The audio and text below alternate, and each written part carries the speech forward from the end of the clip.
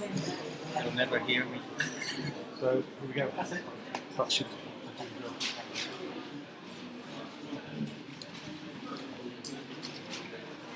Oh, sorry. So, Mike, I was going to put away look at this. Sorry, there's too many things going on in my head at the moment. I'd just like to introduce Mike to you. Actually, he can introduce himself. We're long-term supporters with you guys, so yeah, I'll leave it to I thought this was the guest swap last Monday afternoon, then no microphone. So if you can't hear me, can you come and sit in some of the seats at the front, please? Then that might be easier. My name might be one of the founders, co-founders, 4 grumpy old men in 2008 met in a coffee shop in Bern and hooked up an idea, and the idea is now raising £11,000 a day. We have 1 helicopter, as you know, and what I'm going to do is spend 2 minutes telling you what's happened in the 2 years since some of us met the last time. And then those people that I've planted in the audience to ask really difficult questions are going to be answered by my friend and colleague JP, who is our lead paramedic. And he is the person who has all the medical answers. So I'm going to pass them straight to him. I have a few thank yous. First of all, thank you to you. You've raised £300 for us today, actually 308. So thank you for that. And thank you to the 2 companies who have donated prizes for the draw. We rely hugely on volunteers and people who do things for us, and I'm really grateful. And then Tom I've known for a long time because Tom's wife and I used to work together in the same ski company. Tom and Corey, thank them for asking us back. Now, what have we done in 2 years? Our business plan, and although we're a charity, we are a business. Okay, we have money coming in and money going out. I chair the finance committee, and every Monday afternoon I get the figures. Today, whilst this was going on, I've got the monthly accounts for February. So we run our business like anyone else runs their business. Okay. And it has to be that way. So we now raise £11,000 a day. What have we done? We've built on our strategic policy, which is to do small incremental improvements in our service, which are sustainable. So in 2 years, we've upgraded our helicopter from the wonderful Volco to the EC-135, so we can go a bit further, a bit faster, and it can carry more weight. It needs to, because some of the paramedics are quite big. In 2 years, they put on weight. We've gone up 1 paramedic, and we have a rapid response vehicle, and that goes out on the road. When we have 3 paramedics on, 1 paramedic is on the RRB all the time. And listening this morning to the heart attack issues and the stroke issues, those 2 are 2 of our big 5 reasons for being called out. Does anyone ride a motorbike in here? Nightmare, you got. Especially from April to September. Last April, I had a group, and they came to look around the base, and John was on, and the paramedics were wonderful at telling the story. And he came in to speak to this group, and he said, yeah, the motorbike season hasn't started yet. Well, the next day there were 3. So motorbikes are dangerous. So we've increased our hours, we've increased our paramedics, we've changed our aircraft, we've got an RRV, and finally our next little bit in the plan, and it is incremental, it's quite a big increment, is we're going to fly a second helicopter from Aberdeen sometime in the next 12 months. When? It's going to depend on when we raise the better part of 6 million. As of now, me standing here, I know we've raised a little bit under 3 million. So that's been since we launched the appeal in October. So that money is coming in. There's one big trust meeting today which could actually bring us somewhere between 500,000 and £1 million. And there's another one next week which I think will probably bring us about 300,000. So by April we will be Our chairman is a lovely man. His name's John Willow. I have rings. You know, like child rings. I put the rings round John's. I want you to pull as far as you can do that. I hold him back because he launches tomorrow. No. We actually want to have the better part of 6 million, so we know we're sustainable. And then in 2 or 3 years' time, we'll go to the next stage, because we know that we have 3, soon to be 4, helicopters in Scotland. There are 38 in England and Wales. There are 3 in Yorkshire. There are 2 in Northumberland. So we know that there's a space in the market. And we know that it works because all of you, and all our other supporters raised £11,000. So thank you very much for that. I'm now going to stop, and I want the first question. It's really, really difficult. So I want to make them sweat. John's going to answer these questions and weave into the answers a couple of patient stories, which will illustrate what we do. So, do I have a question, please? Don't go quiet on me. Yes, sir. I'll shout as loud as I can. Does the Scottish Ambulance Service also have air ambulances? The question was, does the Scottish Ambulance Service also have air ambulances? The answer is yes, they have 2, one in Glasgow, one in Inverness. The difference is we're 100% 999 response. They're about 60%. They do a lot of essential carrying of non-urgent patients from and to hospital from remote areas. More difficult question than that. Medical question.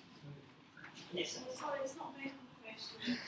Does the Yorkshire or Northumberland air ambulance come up to Scotland to help us if we've got somebody in the borders or? No,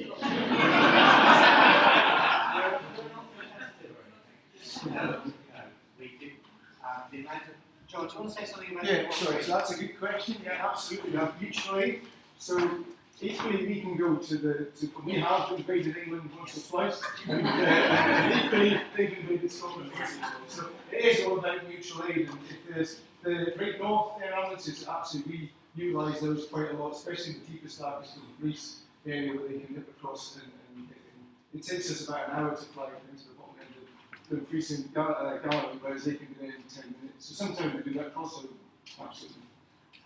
I just asked John to maybe do another bit to that, which is how do we cooperate with other emergency services, with first aiders, with first responders, and with mountain rescue? So we do a lot of cross-training with all these, because it is a chain of survival actually with how we work. And I've got a couple of case study just to have a quick chat with you about. So we've got this chap, which is Ken. So Ken, so the background to this is at Spittal of Glenmuir in the Balmoral estate. So a charity called the Sandpiper Trust gave the Queen a defib, an AED, and they popped it into a ranger station in the middle of nowhere. Didn't even think it would ever get used. This guy ended up with a cardiac arrest whilst going out on his bike, just cycling around, happened to be at the ranger station and went into cardiac arrest. So this is a chap here now. He didn't have a heart attack. We don't really know why his heart went into fibrillation, but it went into fibrillation. Unfortunately, 2 rangers were there that had been trained by people like yourselves, first aid trainers, to deliver CPR and also know how to use that AED. 2 shocks and they got him back. The only thing that was a bit of a challenge in that whole thing, so we were sent, so another charity was then sent because it was in the middle of nowhere. It was, I think the nearest was Ballater for an ambulance crew, and they were 45 minutes away. We were 15 minutes away by air, so I had the speed of getting there to be met by basically this guy who was Ross, so had a spontaneous circulation after the defibrillation, and we were able to then stabilise that patient. The interesting thing was that the AED was still doing the metronome bong, so it was still bonging away, and that caused, and that's just something that what I would like you guys to do is give people that kind of understanding of what things can go, not what things can go wrong, but what actually will happen after these people have, you've got Ross on them, what's going to happen, how do you keep them alive? because they're very still unstable at this point, to then move them on to the next part, which is we're part of that chain of survival at all times. So and in Ken's words, this is Ken's words, and I'm just highlighting training more defibrillators across Scotland. So this is, and this is what we're seeing more and more across Scotland now. Every shop, every corner, every village is starting to have an AED. We're starting to get some amazing cardiac arrests that are now getting back. And I'll summarise this at the end there with the cardiac arrest strategy, the hospital cardiac arrest strategy for Scotland at the end of it. But more defibrillators, more training, more people like you training the public is what we want down there. And of course it comes on to the chain of survival, which we all know. So it's that very first person recognising, calling for help, pushing hard and fast on the chest, getting that AED to that patient before paramedics even get there. So it's what you deliver to these people. Good, any other questions? Hang on, John. Oh, sorry, yep. We're going to go into this quarter here. Always. Just to make sure we're fair. A really difficult question. Come on. Test it. This is appraisal. I didn't know that was happening. This is okay.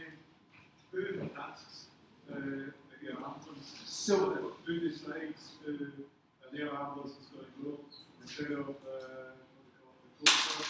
yeah, so that's a good thing. So Coast Guard is search and rescue, and we are certainly not rescue out there. Although they try and throw me out the door every so often, we have to physically land on. So we're statutorily with the ambulance service. So if it's a hill job, 9 times out of 10 it'll be the search and rescue, mountain rescue.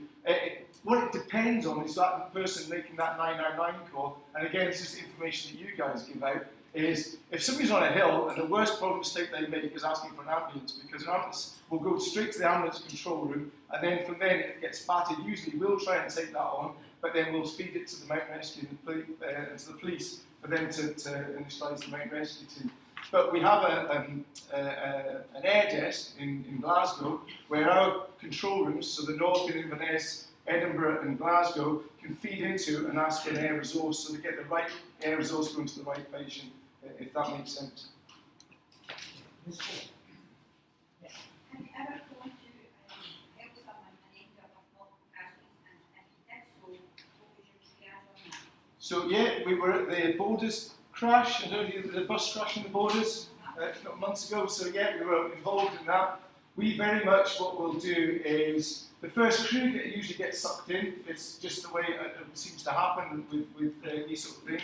So the first crew usually gets sucked in, and usually it's the second or third crew then that will start to, what we want to do is get information sent back up the line to our control room. So it's basically going around triaging, so you get P1s, P2s, walking wounded are easy. Now everybody here, if I got you all to stand up and walk over there, you're all P3s, great. So the ones that aren't then walking, talking, are the ones that then focus on next. The ones that are talking, great, okay, we'll come back to you unless they've got heart rates and breathing that we're looking at. And then the ones that are very quiet, then it's an open airway, look, listen and feel. If they're not breathing, they're dead, and we move on. So that's pretty much the same as hopefully you're teaching in that respect, if that answers your question. Okay. Yes. Are the air ambulances in England run by a charity? Everyone. They are all charity. Actually, the air ambulances in England don't quite have the advantage that we have because we're a national charity providing a national service.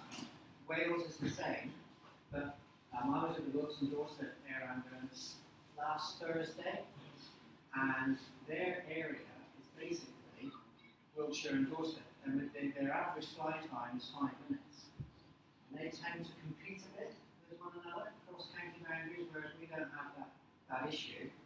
In fact, as we said earlier, we have much more collaborative things.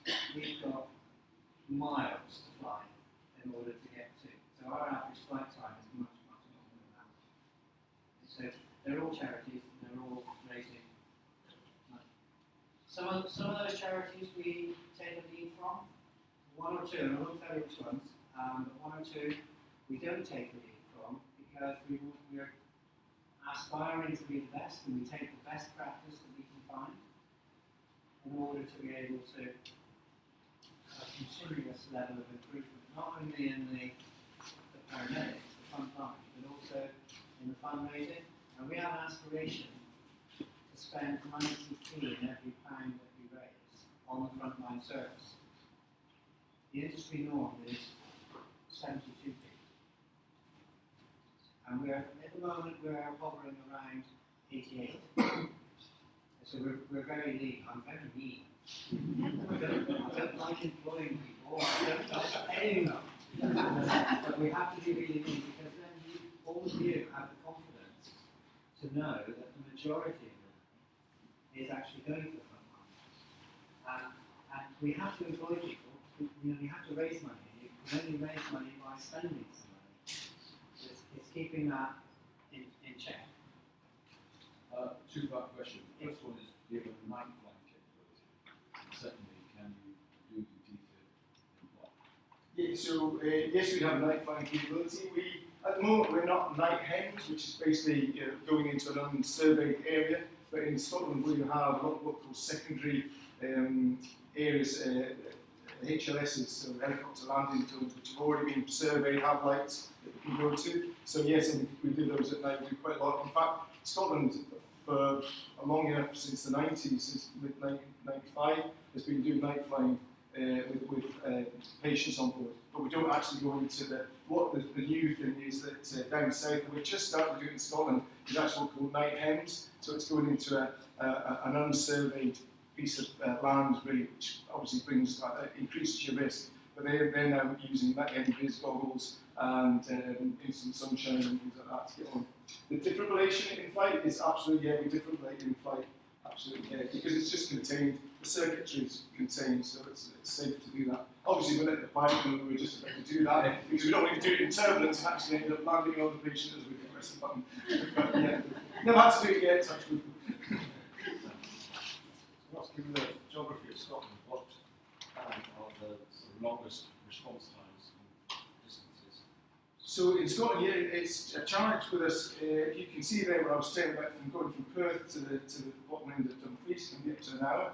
So we can be, I think the furthest we've been is Sanday in Orkney. So that was it took the guys about an hour and a half to get up there. So again, but there is nothing else out there to be able to transfer those patients, and it depends on the type of patient they're doing. We don't want to always use the Coast Guard. So the one in Sanday was actually a cardiac patient. The GP who was on the island was quite happy that as long as the patient was moved within 2 hours, he was happy that they were stable for that length of time. So we don't want to utilise then a Coast Guard helicopter and take them away from their primary resource or the primary task. So yeah, it can be up to an hour and a half sometimes. We just started doing the forestry first aid. Yeah. We're very lucky to have, we think it's a good service, the Links and Knots Air Ambulance. Yes, good guys. Yeah, no, the other guys.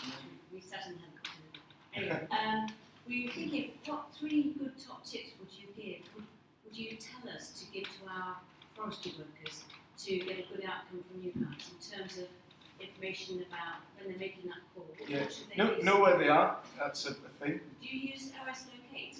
Yeah, they can use OS Locate. There's lots of smart apps on phones. What we did an initiative a few years back, didn't we, for the farming industry, where they had cards within their tractors to know where they were and inform the farmers, because we know now the farming industry it's getting smaller and smaller. Actually as an industry. But these guys are going out doing more. And actually, what we've done with the farming calls, just slightly off a slant side, if we get a call from an agricultural 999 call, we actually upgrade it, because they very rarely call 999 and usually find out it's a lot worse. And even with an arm hanging off, they're still trying to milk the cow at the same time as you're coming to them. So quite interesting. The forestry industry is exactly the same as well. So I think top tips is know where you are. Make sure you've got some sort of high vis, because from the air it's amazing. These guys all wear green and you can't see them. And we had gamekeepers once that we couldn't find them. They rolled, but they were all in cow. The only time in Scotland, thankfully, the guy bared his white chest to us and that illuminated him against the doors in the green. So that was quite good. But we've done quite a few search patterns looking for these guys. Could not see them from that side. And I think the other thing is about knowing how to, apply. For these guys going to have catastrophic injuries probably, and how they can manage those catastrophic injuries before we get them. Just as we've said before, it's not the paramedics, in that first instance. This is why the Afghanistan guys are doing so well, because they're training their soldiers to either self-care or get their mate to put pressure straight on that wound to stop the bleeding. Kind of thing. This business of location is really important, because you'd be absolutely amazed how many 999 calls give an incorrect location. And if you're driving home this afternoon, just think to yourself, what would I say if I had to make a 999 call from here? Somewhere on the A9. I can't tell you the proportion, maybe nearly 50% of locations are incorrect. How effective is the triangulation on their welfare? They're saying that, that now our call centres in the East Midlands are supposed to be triangulating your mobile phone call within 50 metres or so of your. Is that true? Knows where my car is. Does it? It tells me it's 30 metres. Yeah, no, I mean, anything like that is going to help. Six-figure grid reference. Teach your trainees how to do a six-figure grid reference along the corridor and up the stairs. Just going back to the farmers, some of them aren't very bright. You know, I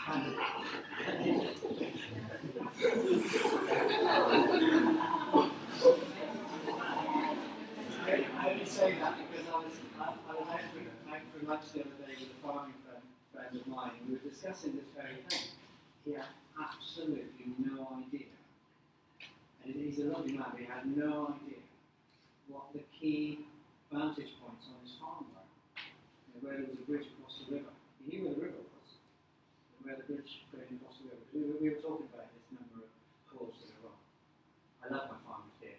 They're all right. Do you want to do that second case? Yeah, so the second case study we've got is just going back to motorcyclists actually. This is Jason Dale.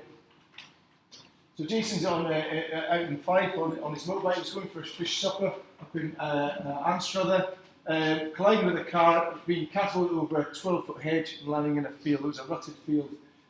Bystander who was actually following the car called 999 for this guy. So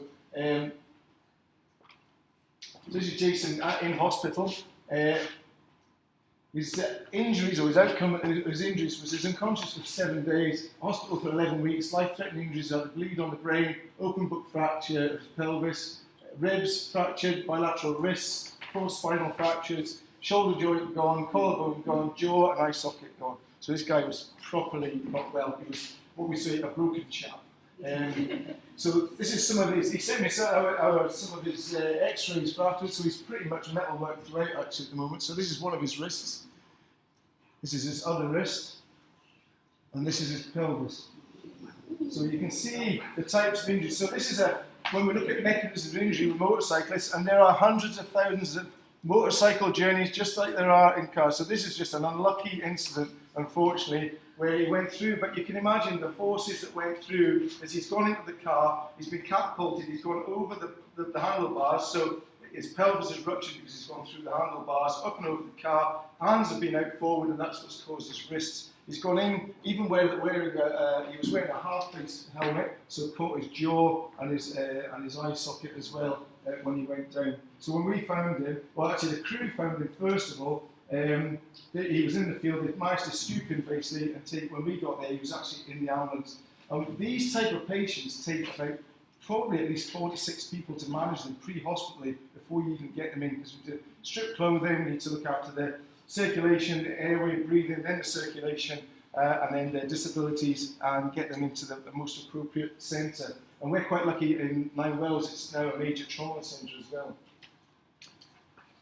So the Scottish Trauma Network is now on the ball now with this, and they're looking at prevention. So how do we prevent these accidents from happening? How do we look at the trauma and trauma patterns, and how do we stop that? The pre-hospital side of things as well, and again, this is what you guys teach, you know, how we can best utilise bystanders. So I'll give you another story, a horrendous two accidents, both traumatic limb injuries, both torn for mid-shaft basically. One guy survived because the DPD driver jumped out and basically put a tourniquet, took his belt off and put that round and stopped the bleeding. The other guy, nobody did anything and just watched the guy die basically and watched him bleed out. So we've had 2 stories last year, this is last year. So this is the sort of stuff we're looking at pre-hospital, is actually what your bystander can do to save that life. You know, stop the catastrophic hemorrhage, but also look after the airway and the patient until support comes to them. And then we've got the acute hospital, making sure we take to the right hospital. So, and that's not just a sexy ED department. In fact, the ED now plays a very short part in that patient's journey, because actually they go straight in, they get looked at. If they need blood, they get blood straight away. Then they're off to the CT, and then what comes in next straight away is your orthopedic or your vascular or whichever specialist comes into it, and then they're straight off to surgery. Then from that side, they're all collaboratively working together. Rehab comes in at that stage, and also mental health comes in as well. So what we're looking at, the old days, we were looking at 30-day mortality for these patients, basically. So at the end of 30 days, they survived. Ooh, that's a big tick in the box for the hospital. However, that patient may never walk up a set of stairs again. What we're looking at is getting them back to work as quickly as we can afterwards. So that's a really... And he came back to see us afterwards. This was about 3 months afterwards. And this was about just under a year ago. He was back chatting away to us. He comes out, and he's very much a big supporter of the Major Trauma Network now as well. So he's actually one of the ambassadors for major trauma in Scotland. I have any questions? Yes. Watched a trauma webinar website a year ago.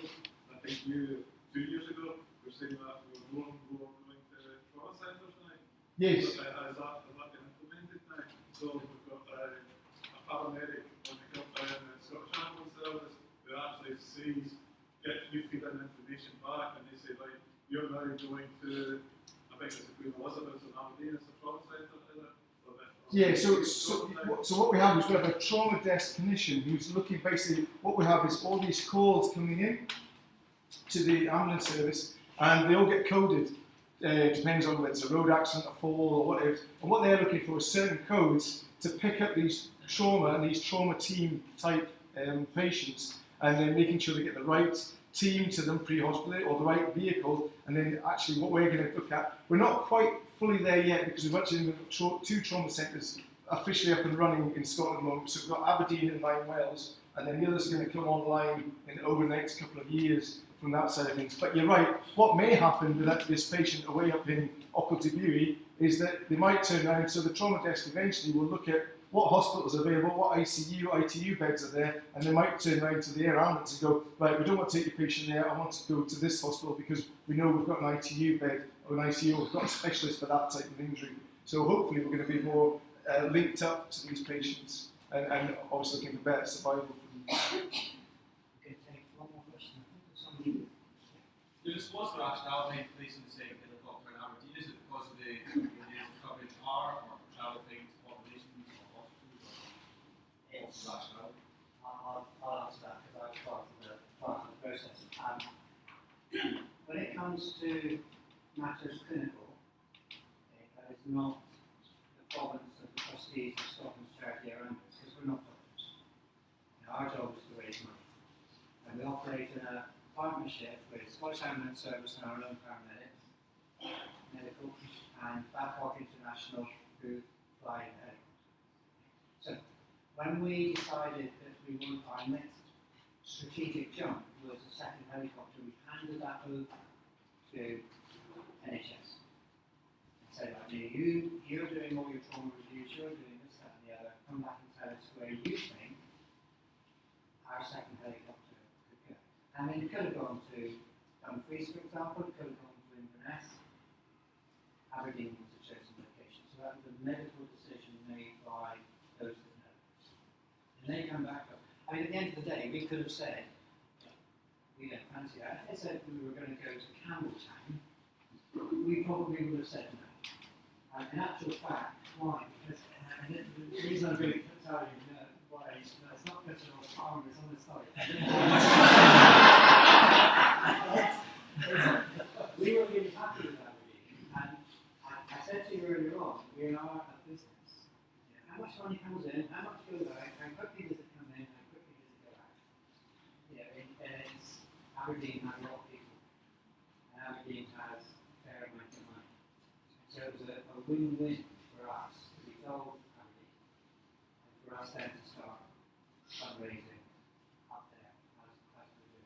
So for the offshore, no, we don't have offshore. There's a specialist unit, and actually they're going to be based not too far away from where we're going to be. We do have we have an agreement in place for the second helicopter. It's just coming to the final bits of that, signing a contract for that.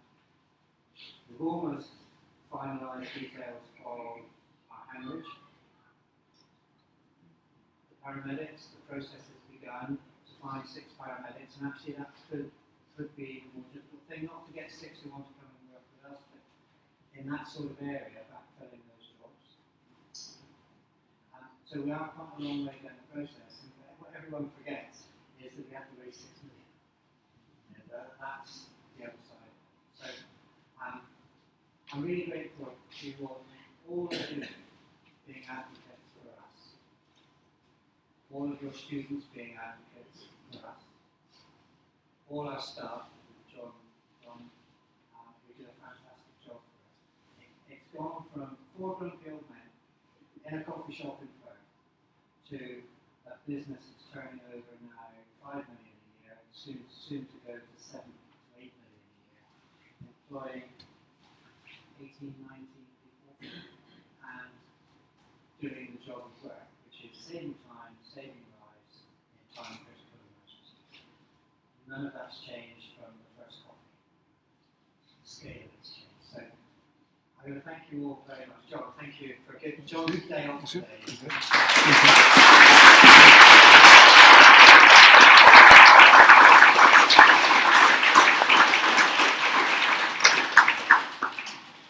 So thank you very much for the presentation. Thank you, I just appreciate it.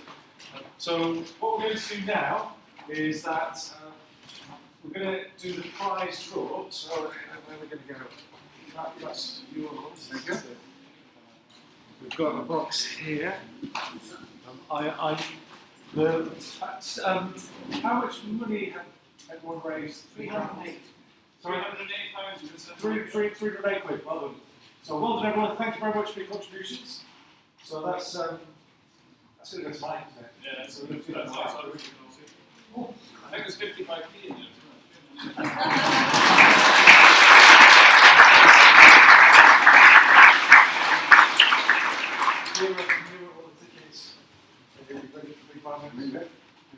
Make sure you pick mine. That one. Okay, so. And the winner is. Which way up? Oh. On the blue, 6 and 8. 68.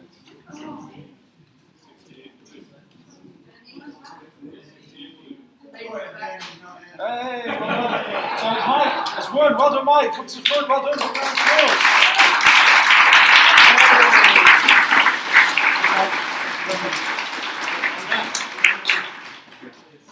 So I've got my phone. Do you want to do pictures on it?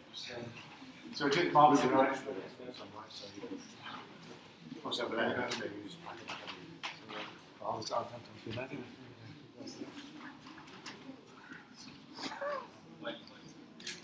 We are going to have a second draw now because we do have an attack. Thank you very much. Well done, Mike. Congratulations. Well done.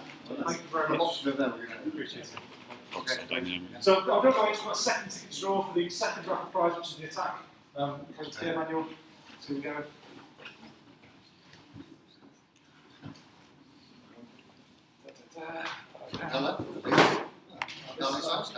Oh, I'm good. So you've done well. So on the orange, 3 and 2, 32.